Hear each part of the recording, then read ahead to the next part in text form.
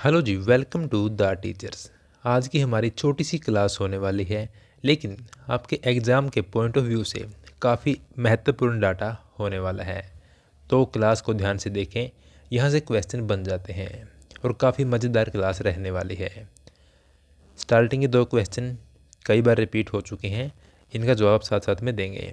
पहला क्वेश्चन क्या है कि हरियाणा में राज्यसभा की सीटें कितनी हैं, या यूँ कहें कि हरियाणा में राज्यसभा के सदस्य कितने बनते हैं, ये क्वेश्चन हो गया। और सेकंड है, हरियाणा में लोकसभा सीटें कितनी हैं। इसके लिए बच्चे कन्फ्यूज हो जाते हैं 5 और 10 में, लेकिन हमने इसकी छोटी सी ट्रिक बना रखी है जो हमने पहले भी डिस्कस की थी, अब भी डिस्कस कर लेते हैं। एक भिखारी आता है एक इंसान के पास, सभी भी लोग उस भिखारी को 10-10 रुपये दे रहे हैं। कितने रुपए? 10-10 रुपये सभी लोग दे रहे हैं। लेकिन एक शख्स उस भिखारी को 5 रुपये देता है और कहता है, दुआ करो मैं राजा बन जाऊं। 5 रुपये देकर कहता है, दुआ करो मैं राजा बन जाऊं। तो वो भिखारी बोलता है, सभी लोगों ने मुझे 10-10 रुपये दिए हैं, सभी लोग ने मुझे 10-10 रुपये दिए हैं, लेकिन आप सिर्फ 5 रुपये देकर राजा बनना चाहते हैं। तो यहाँ से हो गया लोकसभा में 10 सीटें और राज्यसभा में 5 सीटें। ठीक है, थोड़ी सी एक्स्ट्रा जानकारी ले लेते हैं। भारत की कुल राज्यसभा की 245 सीटें हैं, अधिकतम 250 हो सकती हैं, और इसमें 12 लोगों को राष्ट्रपति मनोनीत करता है। मनोनीत से क्या होगा कि उनको वोट डाल के नहीं चुनते हैं, बल्कि राष्ट्रपति चुन सकते हैं, उनके पास अधिकार है। और जो लोकसभा की सीटें हैं वो 10 हैं हरियाणा में, और भारत में अधिकतम है 552, लेकिन 543 पर चुने गए हैं। ठीक है, जिनमें से हरियाणा के हिस्से में 10 सीटें आई हैं। और 2020 में एक संविधान संशोधन होता है जिसमें राष्ट्रपति के द्वारा एंग्लो इंडियन, यानी कि जिसके माता और पिता में से एक यूरोप की कंट्री से है, उनको पहले मनोनीत कर सकते थे, लेकिन अब नहीं कर सकते इस संशोधन के बाद। संविधान संशोधन क्या होता है, तो छोटी सी बात में जान लेते हैं कि जो संविधान हमारा बना हुआ है, जो 26 जनवरी 1950 को लागू हुआ था, अगर उसमें कुछ चेंज करना है तो वो संविधान संशोधन के द्वारा ही होता है, और इसके लिए बिल पास होता है पहले संसद में, उसके बाद ये कर पाते हैं। चलिए आगे चलते हैं। अगला क्वेश्चन काफ़ी इम्पोर्टेंट, यहाँ से क्वेश्चन बनते हैं। बुनकरों का शहर कौन सा है, या आप जो मोटे मोटे कंबल ओढ़ते हैं वो मोस्टली कहाँ बनते हैं, तो वो पानीपत में बनते हैं, है ना। यानी कि कितना भी पानी वानी डालो ठंड नहीं लगेगी। तो पानीपत में है बुनकरों का शहर। पानीपत में और क्या होता है, एक तो भारी मात्रा में कंबल बनते हैं, टेक्सटाइल, है ना। और पानीपत में एक तेल रिफाइनरी है इंडियन ऑयल की, जो काफ़ी मशहूर है। यहाँ पर बहुत सारे लोगों को रोज़गार मिला हुआ है, और यहाँ से क्वेश्चन बन जाते हैं। पानीपत की 3 लड़ाइयाँ हुई थी, आपको पता ही है। पहली 1526 में, है ना, बाबर और इब्राहिम लोदी के बीच में। दूसरी 1556 में ये अकबर और हेमू के बीच में हुई थी। और हेमू कौन थे? ये थे हेमचंद्र विक्रमादित्य। इनके पास 1500 हाथी थे, लेकिन ये हार गए थे।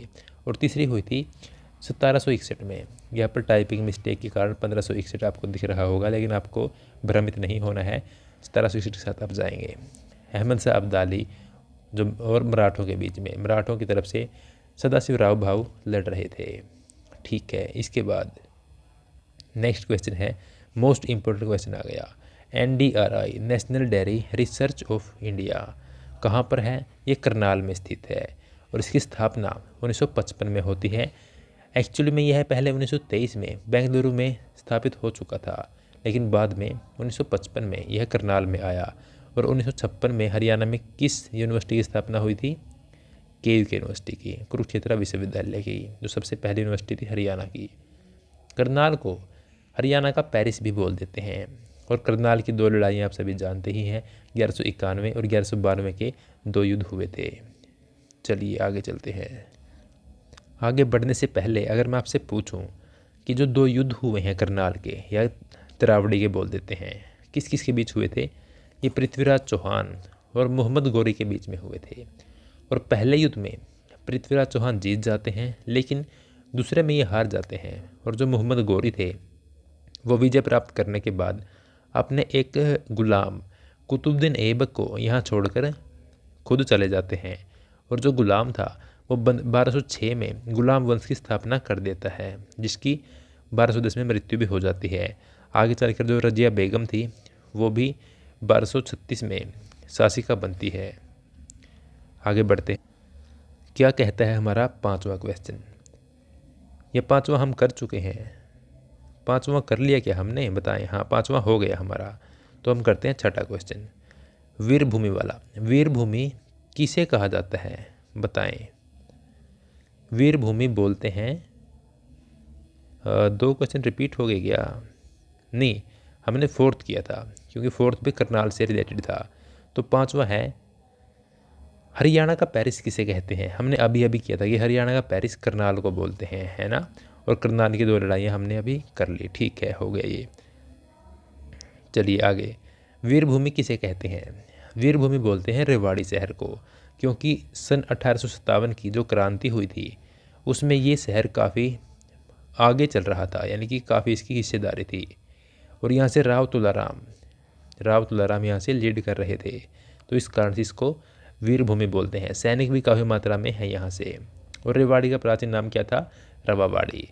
राव तुलाराम का संबंध रेवाड़ी से है। रेलवे का सबसे बड़ा और सबसे पुराना जंक्शन रेवाड़ी में है। और हरियाणा की सबसे पहली रेल भी यहीं पे चली थी सन 1873 में। रेलवे का म्यूजियम भी 1893 में, यानी कि बनने के पहली ट्रेन चलने के 20 साल बाद 1893 में यहीं पर बन गया था। ठीक है, आगे बढ़ते हैं। पेपर सिटी किस शहर को बोलते हैं। पेपर कैसे बनते हैं, बताएं। जो जिस कागज़ पर हम लिखते हैं वह कैसे बनता है, वह पेड़ों से बनता है ना। और हरियाणा में सबसे अधिक पेड़ किस तरफ हैं, उत्तर की तरफ हैं। सबसे अधिक पेड़ पंचकुला में पाए जाते हैं। लेकिन सबसे घने पेड़ की मैं बात करूं तो सबसे घने वन हैं वो हैं यमुनानगर में। तो पेपर सिटी भी वहीं पर है, जहां पर सबसे ज़्यादा घने वन है वहीं पर है पेपर सिटी। ठीक है, यहाँ पर सबसे अधिक वर्षा होती है। सर्वाधिक वन तो नहीं कहूँगा, यहाँ पर आप इसे करेक्ट कर लेंगे, सर्वाधिक घने वन कर लेंगे। घने वन है ना, जो सघन वन है वो यहाँ पर है। अगर सर्वाधिक वन की बात करें तो वो पंचकुला में है। और पूरे भारत में मध्य प्रदेश में सर्वाधिक वन पाए जाते हैं। हम अभी हरियाणा का कंटेंट देख रहे हैं तो हरियाणा की बात हम कर रहे हैं। और यहाँ की खास बात, यमुनानगर में ताजियावाला बांध यमुना नदी पर स्थित है। और हरियाणा में जो यमुना नदी है वो कहाँ से प्रवेश करती है, यहीं से प्रवेश करती है। और इसकी लंबाई हरियाणा में 320 किलोमीटर है, इसकी यमुना नदी की। रेलवे का वर्कशॉप भी जगाधरी में ही है। इतनी सारी बातें हो गई इस शहर से। इसके बाद जो गुरु द्रोणाचार्य हैं उनके नाम पर किस शहर का नाम रखा गया है, तो वो है गुरुग्राम। इसका प्राचीन नाम क्या था, गुड़गांव, और उससे पहले था गुरुग्राम। तो इस शहर के बारे में खास बातें, एक तो जो गुरु द्रोणाचार्य हुए हैं उनका संबंध महाभारत से है। इसको सपनों का शहर बोलते हैं, है ना, साइबर सिटी बोलते हैं। और सर्वाधिक साक्षरता गुरुग्राम में है 84%। लेकिन सबसे कम लिंगानुपात भी यहीं का है, यानी कि 1000 लड़कों पर सबसे कम लड़कियां यहीं पैदा होती हैं, है ना। हाँ, या यूँ कहें कि 1000 पुरुषों पर महिलाएं, हाँ ये बिल्कुल उचित होगा कि 1000 पुरुषों पर कितनी महिलाएं हैं। बच्चों का लिंगानुपात अलग हो जाएगा।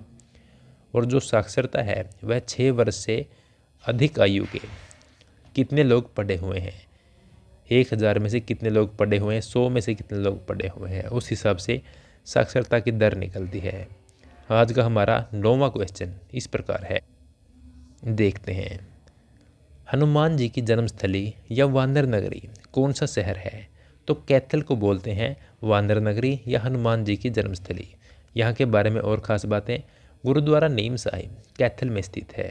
रजिया सुल्तान जो पहले मुस्लिम महिला शासिका थी की हत्या 1240 में हुई थी और उनका मकबरा भी यहीं पर स्थित है।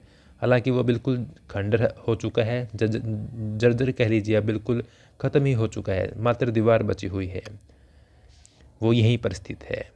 आपके लिए क्वेश्चन दे के जा रहा हूँ, धर्मनगरी बताएं कहाँ पर है, धर्मनगरी किस शहर को बोलते हैं, ये क्वेश्चन आपके लिए है। क्लास होती है आज की हमारी संपन्न। काफ़ी अच्छी क्लास थी, काफ़ी सारा इम्पोर्टेंट डाटा हमने यहाँ से कर लिया। ऐसी ही क्लासेज आपको द टीचर्स पर हमेशा मिलती रहती हैं।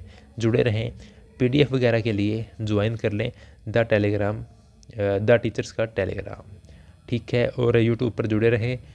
कोई हेल्प चाहिए हो स्टडी से संबंधित या कोई PDF वगैरह चाहिए हो तो कॉन्टैक्ट आप यहाँ पर कर सकते हैं। मिलते हैं अगली क्लास में। Thank you so much.